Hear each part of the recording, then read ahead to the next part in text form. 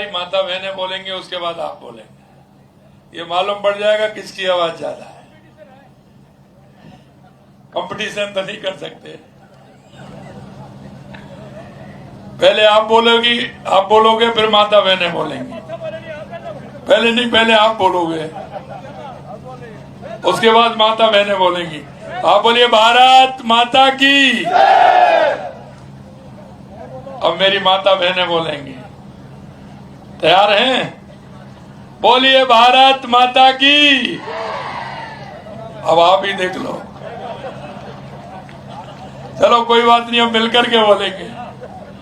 बोलिए भारत माता की। रामदेव बाबा की, रानी सती की, लोहारगल धाम की, शाकंभरी माता की, सालासर धाम की, खाटू श्याम की, आप सभी की।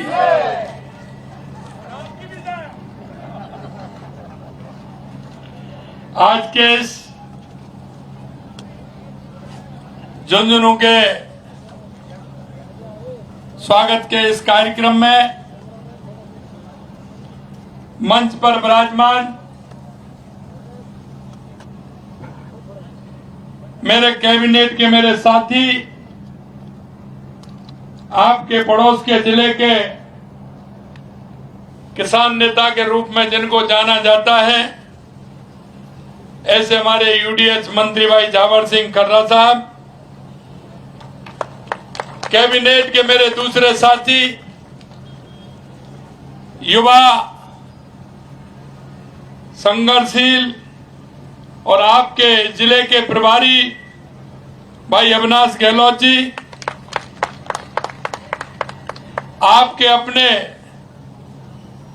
लोक लाडले विधायक जिनको कि आपने बहुत बड़े अंतराल से उपचुनाव में जिता करके भेजा,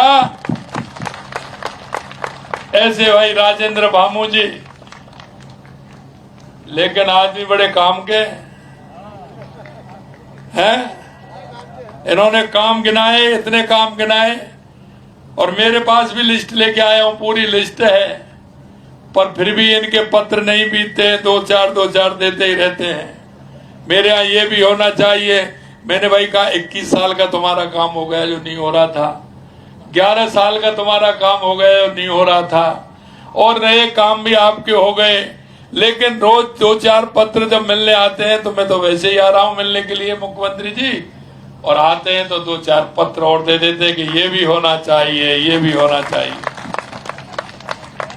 ऐसे हमारे भामू जी, आपके अपने ही हमारे प्रदेश के उपाध्यक्ष भाई मुकेश दादी जी, प्रदेश के महामंत्री श्रवण बगड़ी जी, जिला अध्यक्ष बनवारी लाल सैनी जी, कार्यक्रम के प्रभारी काशीराम गोदारा जी, प्यारेलाल डूगिया जी, मुकेश कड़वासरा जी, कमलकांत शर्मा जी, विशंबर पूनिया जी, अनिल लांबा जी, सरजीत चौधरी जी, रोहतास धाकर जी, अनुपम जाकर जी, राजकुमार जी जांगीर साहब, और मंच पर विराजमान सभी हमारे मंचासीन अतिथिगण, मेरे सामने बैठे झुंझुनू के सभी मेरे पूजा योग बुजुर्गों, नौजवान दोस्तों, और इतनी बड़ी संख्या में आई मेरी माता बहनों, सबसे पहले तो मैं आप सभी का वंदन करता हूं, अभिनंदन करता हूं, आप सभी को मैं प्रणाम करता हूं।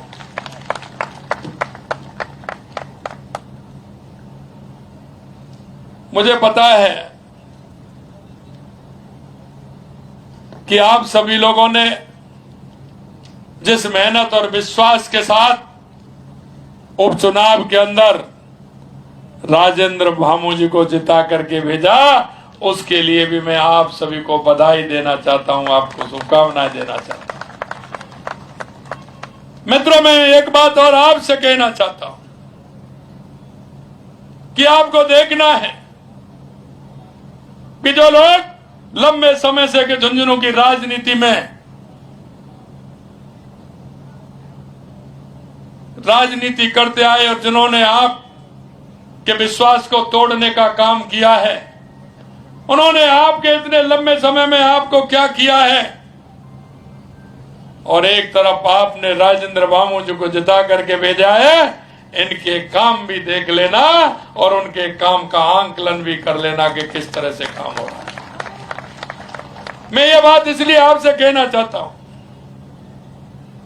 मेरे भाइयों, हमारा भाई वो होता है जो वक्त पर काम आता है। भाई वो होता है जो वक्त पर काम आता है। सिर्फ वोटों के लिए भाई नहीं होता है। वोट आते हैं तो भाई को भाई की याद आती है, जाति भी याद आती है, धर्म भी याद आ जाता है। लेकिन जब वोट निकल जाते हैं तो कुछ याद नहीं आता है। ऐसे लोगों से सावधान रहना चाहिए, सावधान रहना चाहिए। मैं आपसे इसलिए कहना और चाहता हूं कि 70 साल में सबसे ज्यादा अगर इस देश पर राज किया, प्रदेश पर राज किया, तो कांग्रेस ने किया। ये वही लोग हैं जो चुनाव से पहले सर्वे करा देते हैं, लट्ठे डलवा देते हैं और चुनाव बाद कुछ नहीं होता है, कोई काम नहीं होता है। हम देश के यशस्वी प्रधानमंत्री नरेंद्र मोदी जी के नेतृत्व में काम करते हैं। सबका साथ, सबका विकास, सबका विश्वास। और देश के यशस्वी प्रधानमंत्री नरेंद्र मोदी जी को शेखावाटी से बहुत प्यार है, बहुत प्यार है, यहाँ के लोगों से बहुत प्यार है। क्योंकि जब वो आए थे तो आपको ध्यान होगा, उन्होंने कहा कि किसानों की धरती है, यह मेरे उन जवानों की धरती है कि जो देश में सबसे ज्यादा संख्या है तो वो शेखावाटी के जवानों की संख्या है, शेखावाटी के जवानों की संख्या है। और कभी कभी जब मैं देखता हूं कहीं भी मेरे को किसी भी प्रदेश के बॉर्डर पर जाने का मौका मिलता है या ऐसे स्थान पर जाने का मौका मिलता है जहां मेरी सैनिकों से मुलाकात होती है, जब मैं देखता हूं कोई ना कोई मेरे को शेखावाटी का सैनिक जब मिलता है, मेरा सीना गर्व से ऊंचा हो जाता है कि मेरा शेखावाटी का भाई किसी ना किसी सीमा पर, किसी ना किसी मोड़ पर देश की सेवा के लिए प्रणबद्ध है। मेरे भाइयों और बहनों, ये किसानों की धरती है, ये जवानों की धरती है। इसलिए देश के यशस्वी प्रधानमंत्री नरेंद्र मोदी जी के नेतृत्व में लगातार यहाँ जो भी हमको बता रहे हैं, जो भी काम आ रहे हैं, लगातार हमारी सरकार कर रही है। एक बात जरूर मैं आपसे कहना चाहता हूं, क्योंकि कई लोगों ने मेरे से कहा कि 47-48 के टेम्परेचर में आप कहां जा रहे हो, वो भी भाई रोड से जा रहे हो। मैंने कहा भाई जी मैं किसानों के पास जा रहा हूं, और किसानों को ना सर्दी लगती है ना गर्मी लगती है, और मैं भी किसान का बेटा हूं, इसलिए सर्दी गर्मी की मैं कभी चिंता नहीं करता। लेकिन मेरे किसानों की समस्याओं के लिए समझने के लिए मैं जरूर जाऊंगा। मैं आपको यह भी बता देना चाहता हूं, अभी कोई चुनाव नहीं है, कोई चुनाव आने वाला भी नहीं है, लेकिन मेरे मन में एक तड़पन जरूर है शेखावाटी के लिए।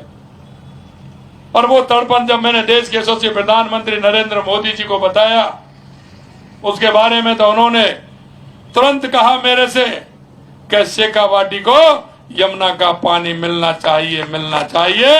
और उन्होंने हरियाणा के पूर्व मुख्यमंत्री मनोहर खट्टर जी से कहा कि आप राजस्थान के मुख्यमंत्री को बुला करके हमारी शेखावाटी को यमुना का पानी दीजिए, यमुना का पानी दीजिए। लेकिन मुझे कुछ अफसोस है मेरे भाइयों कि जब मैंने विधानसभा में यह बात रखी थी तो कांग्रेस के लोगों ने कई मेरे से प्रश्न कहे। मैंने कहा सबसे ज्यादा अगर इस प्रदेश में, देश में, हरियाणा में सबसे ज्यादा सरकार रही है तो कांग्रेस की रही है। अगर आप शेखावाटी के लोगों का दर्द समझते तो निश्चित रूप से उसका रास्ता निकालते। आपका क्वेश्चन करने का मेरे से कोई मतलब नहीं है। हम शेखावाटी के लोगों को यमुना का पानी लेकर के आएंगे, जिससे हमारा किसान भी खुशहाल होगा और हमारा किसान के साथ साथ हमारा आम जन खुशान होगा, उसको पीने के लिए मीठा पानी मिलेगा। लेकिन दुख मुझे इस बात का है, इसी बीच में हमारा एमओयू हुआ, हरियाणा के चुनाव आ गए, हरियाणा के चुनाव आ गए तो कांग्रेस की वहां की पार्टी ने लिखा अपने घोषणा पत्र में, वो घोषणा पत्र में इसलिए कह रहा हूं, आप उसको निकाल सकते हैं, देख सकते हैं, पढ़ सकते हैं। उस घोषणा पत्र में उन्होंने लिखा कि यमुना जल का जो समझौता राजस्थान के साथ हुआ है, अगर कांग्रेस की सरकार वहां आती है हरियाणा में तो उसको रद्द कर दिया जाएगा, रद्द कर दिया जाएगा।